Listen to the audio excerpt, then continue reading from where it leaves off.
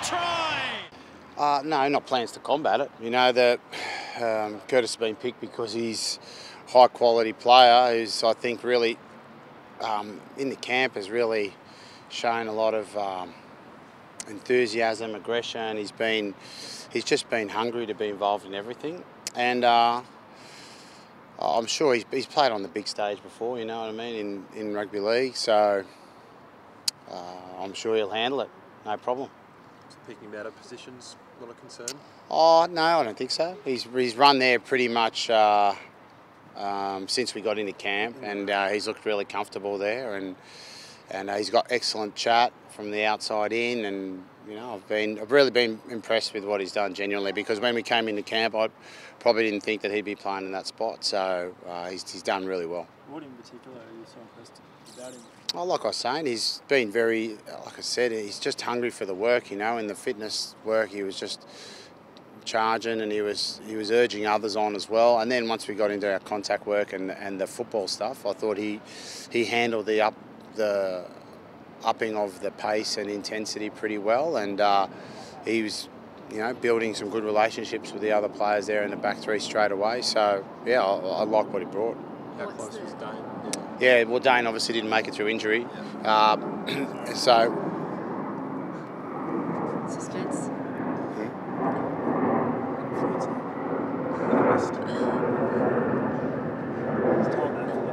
Hey. May I go now? Thank you. Yes. So we're talking about Dane. Yeah, I think well, he was pretty close, and it was, I suppose, decided on Monday that, you know, he wasn't back fully yet. So maybe, you know, we're hoping that next week he'll be available. But we want to make sure with this injury he's had since the end of Super Rugby that we get it right before we put him out there. Sean McMahon, number 8, he hasn't played there since the last spring tour, basically. Yeah, but he hasn't played much footy this year at all, you know. So, look, he handles it pretty well. He knows how we play there. Again, another guy who's come back in and brought a real lot of enthusiasm and aggression into training. And he's a good man to have on your team, Sean McMahon. He loves to get stuck in, and I've seen him really improve, I think, over the last 4 weeks. So I'm looking forward to seeing him get out there. What was the thinking with Steve Moore over Taft? Yeah, I suppose, you know, they're very, it's a bit of horses for courses there. And also, you know, I'd say it's really they're one hooker, you know what I mean, in themselves, and they know the roles and responsibilities throughout the game. So we decided that, you know, starting with Stephen had its benefits for us, and finishing with Taft the same. So, you know, they understand, they're in sync with what their roles are throughout the game, and I would say just, you know, with Jordan, he's been, you know, really impressive over the 4 weeks that we've had him in, and he's really been pushing the other two and not letting them have it their own way. So they've had a good preparation through him. Lots of potency at 12 and 13 with Sonny and Curtly. Is that kind of clear sign that you want to attack and score points? Well, I think that's always our intention, obviously. You know, it's a combination that I don't think we've played together with before. So I'm looking forward to seeing it, because they're both potent attackers, you know, and they've both got excellent chat on them around the field, and they're able to see the opposition, because the game's going very quickly, you know, and they're able to see where the opportunities are, both of them, and hit those lines, etc. And they're going to be confronted with a very, very big challenge in the centres between the two lads they picked from New Zealand. That I'm sure they'll be up to it. With Curtis, obviously the All Blacks will look to try and use an aerial approach with him. Is that a skill that rugby league wingers are pretty well versed in? Have you noticed? Yeah, I think he's been, you know, he's played a lot of time on the wing there in rugby league as well. So he's definitely had his head under plenty of high balls, and with a different type of pressure in rugby, no doubt, with where you're kicking from. Most of that other stuff's in the in goals and around the goal line areas. A little bit different from a positional point of view, but he's got a handle on it, no problem. So when that time comes, mate, there's no way we would be picking him if we weren't backing him 100% to do really well. The All Blacks. You got Curtly back especially. Do you think since probably the World Cup final in 2015, this is the most potent backline you've had? Oh, mate, it's just gone so quick. It's hard to know, you know. But they've looked good at training, you know. But training's training, you know. It's game day, where I think they'll actually go up a level because you know they're genuine competitors, the both of them. You know, they want to try to get into the opposition's defensive line as much as they can. But like everything in this game, mate, it's predicated off your forward pack getting the job done. You know, getting us go forward and playing with that physicality that allows them to get on the front foot. So that's what being in a team is all about. And you know, we've worked hard on our teamwork over this last 4 weeks and getting those connections and combinations, not combinations football-wise, the connections off the field and that sort of camaraderie that's going to be needed to you know, pull off what most people think will be a very, very difficult task for us. The All Blacks have kind of changed up their backline a little bit. What kind of threats do you reckon Damien McKenzie poses? Oh, I think we've seen throughout Super Rugby the threat that Damien McKenzie poses.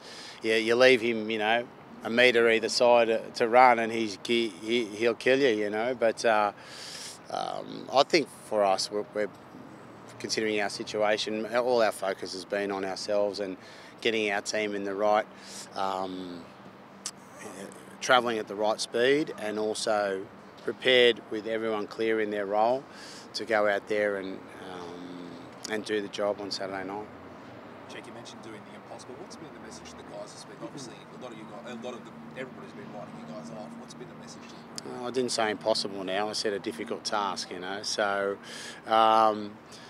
what's been the message to the group is, you know, be ready, get yourselves ready, prepare very, very well and know what you've got to do so when you go out there on Saturday night you can dedicate everything to, you know, 100% commitment to every play throughout the game, whether it be attacking and defensive, and then, you know, chase all the lost causes, you know, go as hard as you can, and then we'll see what happens from there. Do you feel all the work that you put in to make certain that the fitness is up to standard? I mean, last year at Eden Park, we were right in the match until about the 60-minute mark, and then they sort of took it away from us. Do you feel this year it's different? I feel like we've had a good go at it. You know, we'll see in the game, I suppose. The Eden Park game was probably another 5 or 6 weeks in. You know, but guys had a real thirst to work hard, which is number one. You know, once that attitude changes over, it's not like, you know, they've been playing footy all year, so you've got to turn that into the ability to repeat the maximum efforts, you know, and sprint every time to chase someone or to hit the ball up and get up off the ground quick and realign and all those things that I suppose don't need any talent. They just need attitude. And to have that in your tank and then you still need to turn the key on that is the important thing. And we've done a lot of difficult stuff that's going to get us in that headspace where it has been hard to get back up and get into it, but they've pushed each other, and I think that's been probably the biggest positive for me is the way that they've made each other accountable for how they've trained over the last 4 weeks. All Blacks have got a few potential distractions. Is it ever a good time to tackle the All Blacks? No, mate. Like all that other off-field stuff is exactly what it is. Off-field, give you nothing on the field. Gives us nothing on the field. On the field is where the game is played. On the field is where the contest is, not off the field. And the distractions have to come on the field. That's where we have to put them under pressure. They're a quality outfit.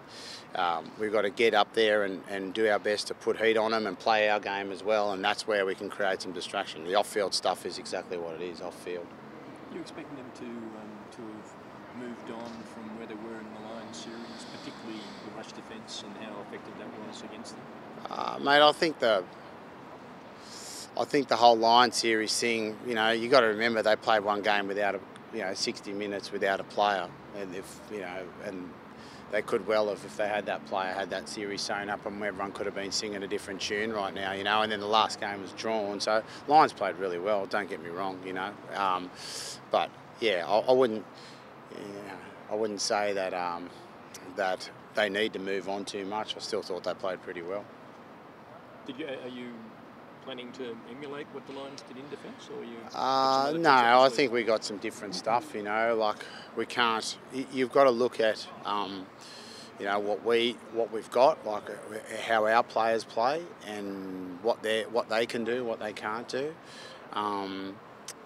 and go to our strengths and play to that. So I wouldn't be looking to copy, what they did or anything like that. Obviously, you watch the games like you do any and try to make some analysis out of it of what you might be able to pick up from there in the opponent. But no, I wouldn't be looking to copy anything from it straight up. No. What do you most want to see out of your team? I think, like I said before, just them enjoying the battle. It's going to be that. It's going to be a big battle, and I think that 100% commitment to every play. I know they'll be committed, but just no doubt.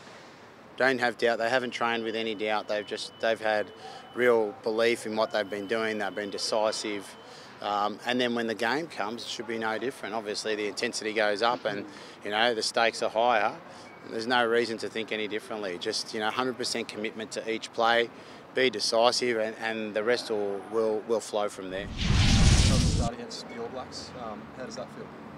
Yeah, really excited, mate. Obviously, coming up to my last couple of cracks at this game, so really keen to get out there on Saturday. We've had a long preparation. It's been widely spoken about, so I think the boys are keen for Saturday to come around. What does it mean? I mean, it is going to be one of the last ones for you. Does the desperation to get a win become even more intensified? Oh, look, I think every time you play this game you want to win, but now that there's a finish line inside, I suppose you do. Human nature is you do think about that, and but I haven't spoken about that around the boys. I just want to be focused on the team performance and doing my job really well on Saturday. Steve, personally for yourself, what's the overriding emotion been? Has it been joy, excitement? What's it been? About the game, or about the game, about the Bledisloe Cup, about the Rugby Championship? Yeah, I think excitement, and it's a great opportunity for us. We've been working hard, and I've got a lot of belief in my teammates to go out there on Saturday and play well and play their best. So yeah, we're pretty keen for Saturday to come around. Got a pretty slick backline out there. Does that put the responsibility on the forwards to make sure that things get right for them to get some help? Yeah, I think if you look at this game over its history, that's been really important. So the forward battle, as the case in any Test match, you need to set a platform, and we've spoken about the need to do that, particularly with the exciting guys we've got out wide. Do you sense this is one of the best, most potent backlines you've had since probably the World Cup? Mate, I'm not really in the business of ranking different teams and things like that. So I guess time will tell. What about? You've always been pretty understated in talking up a game and confidence and all that sort of stuff. What about this situation here where the All Blacks are heavy favourites? Most people think Australia aren't going to win. Is that a good place to be for a team where you're the underdog? Yeah, I think different people can take it differently. I think one thing that we try to emphasise is that nothing outside of our environment can influence the result or how we play. So we're in complete control of how we go out there and play the game, and right down to our preparation and mentally how we approach the game, we can control that. So that's probably a big point we've tried to emphasise, particularly with the young players. There's a bunch of guys who haven't played in this fixture before. Yes, you guys. So many years. What makes you think this year could be different? I think every year you have belief. I think you want to go out there and win the game. There's no doubt. That's our goal, is to win. So there's no shame in saying that or wanting to do that. So this year's no different, and we know that we've got to go out there and play well for that to happen. We're playing a very good team, and we need to go out and do as well as we can. You've beaten the All Blacks before in the Australia shirt. Is that something you can share with your less experienced colleagues? And not in terms of, obviously every game's different, but in terms of the feelings that engenders and that it is possible? Any time you play a Test match and you win, it takes a lot of effort and belief within the team. So it doesn't matter what the opponent is. Every Test match is tough, and to get a win, you have to work really hard. This will be the same. So sometimes I think we can look at these games in isolation and try and treat it a little bit differently. But at the end of the day, there's a lot of good teams out there that we play against, and we try and keep our preparation the same all the time. So you guys have kind of stepped out of the city this week. Has that helped when you talk about controlling the environment and that sort of thing? Yeah, it's been good. Hasn't been anywhere near as much traffic, which has been great. Penrith was excellent. We could just walk to training and things like that. That really takes a lot of time out of your day, that you spend on buses and things like that. So try to maximise that time together, and I think that's been a real positive. So I've enjoyed the 3 weeks that we've spent Newcastle and Cessnock as well. So I think it's been real sort of refreshing to go out to those places and see the people out there, and it's been really good to see what rugby means to them out there. I guess it's kind of in stark contrast in the last couple of days to what the All Blacks might have been dealing with, a few distractions and that sort of thing. You think that'll kind of be handy for you guys? Oh, look, I think that's here nor there, is it? You have to talk to them about that. Steve, without the captaincy on your shoulders, viewing that as like that might free you up a little in terms of your own performance? Is there any sort of perspective on that? I think it'll be a little bit different in the game. Yeah, I was probably had a taste of that in June as well. So I've been working a lot with Hoops, and he's absolutely ready to go. I've never seen someone more prepared to take this role and to do really well with it. So I think he's very well placed to lead the team, and he's done that really well all week. And I'm looking forward to playing out there alongside him.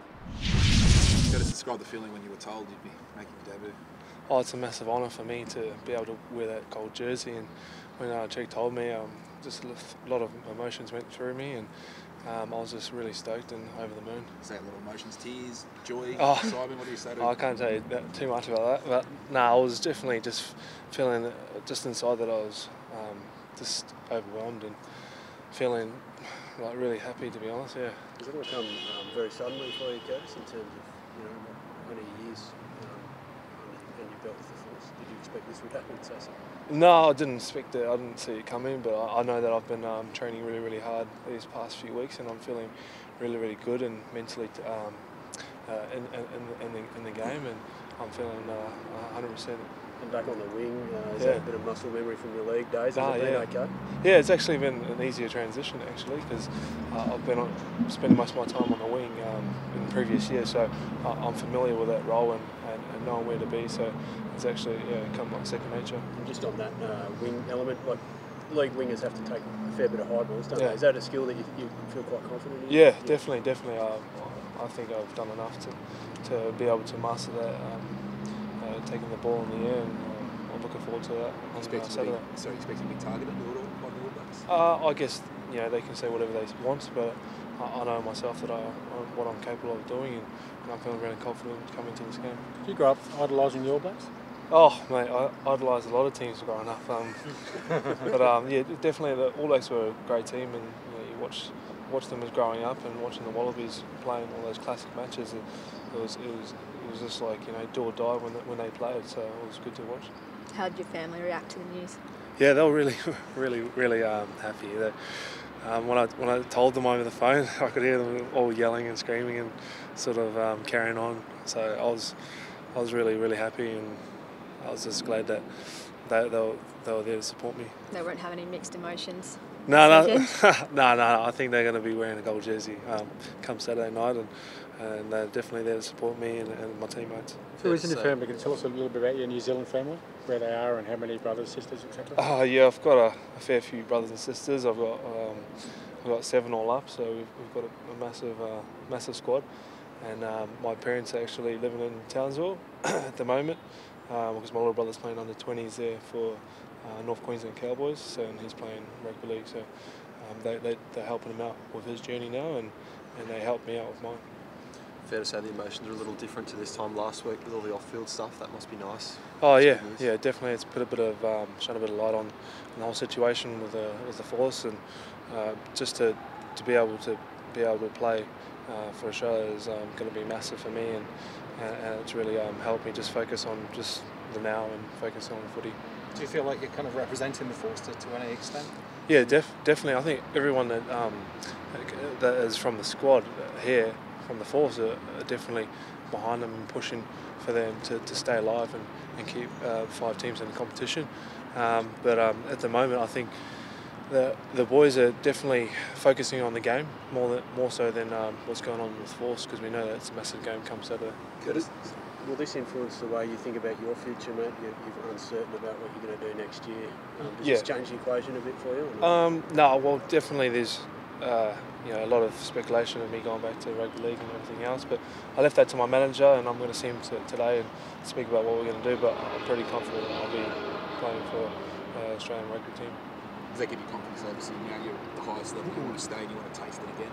Yeah, definitely. I guess once you get a little taste and you get a look in, and you want little bit more each time. So that's what I want to be striving for. You played some big games for the Dogs on the wing. How much confidence does it give you going into big games? You know, a crowd of over 70,000. You've been in those stages before. Yeah, I have. So I've been under those pressure stages before, and like I said before, I feel confident more than ever about playing on Saturday and knowing that whatever I do on the field, I'm going to do it for my teammates and myself.